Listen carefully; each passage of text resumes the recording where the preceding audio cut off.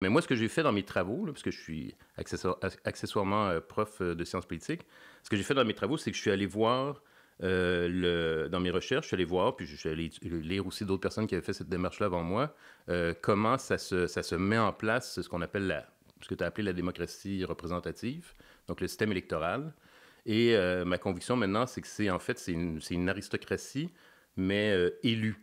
C'est-à-dire que, puis au Canada, c'est encore plus clair parce qu'il n'y a même pas eu de révolution. On a encore la reine, puis la Chambre des communes, puis le Sénat, ça vient directement du système monarchique. Ouais. Mais tous ces lieux de discussion de l'élite politique, ce qu'on appelle le Parlement, ça a été mis en place au Moyen Âge. C'est même pas une invention moderne, c'est même pas une invention des républicains, c'est au Moyen Âge, c'est les rois qui mettent ça en place.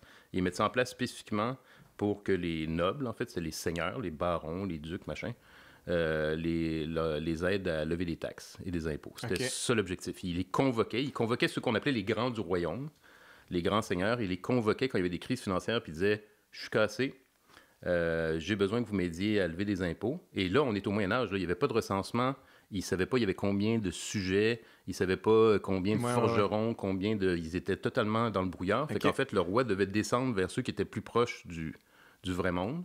Un intermédiaire, finalement. Et leur dire, ben, vous devez me prélever plus d'impôts. Et donc ça, au fil des siècles, excuse-moi, je vais arrêter de parler bientôt, non, mais je t'écoute.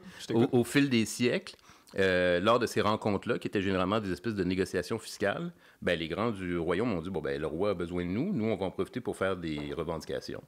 Puis là, au fil des temps, des fois, ça s'est très mal passé pour le roi, il a perdu sa tête. Puis des fois, des fois, ça a perduré, comme au Canada, où on a encore la reine comme chef d'État. Puis elle a son premier ministre, puis elle a son Sénat, puis tout ça. Évidemment, elle n'a plus de pouvoir, c'est évidemment devenu symbolique. Mais donc, ces instances-là, elles viennent du Moyen-Âge, elles viennent de la monarchie. Puis évidemment, maintenant, c'est plus des seigneurs avec des épées, puis des cottes de mailles et tout. Ils sont en veston-cravate. Mais c'est la même logique. C'est comme des... Les serviteurs des puissants, finalement. Oui, mais aussi, si tu connais un peu l'histoire du Moyen-Âge, tu sais, le seigneur avait un fief, son secteur, qui assurait la protection de la population dans son château. Là, maintenant, on a un député qui a sa circonscription. Puis il représente et il est supposé défendre les intérêts de sa circonscription. Puis il y a différentes factions. Comme au Moyen-Âge, il y avait différentes factions. Fait que, puis c'est comme des nobles, ils ont leurs couleurs, t'as les bleus, t'as les oranges, ils ont leur logo qui étaient les emblèmes des seigneurs. Puis une élection, c'est quoi? Ben, c'est celui qui a le plus gros bataillon qui gagne.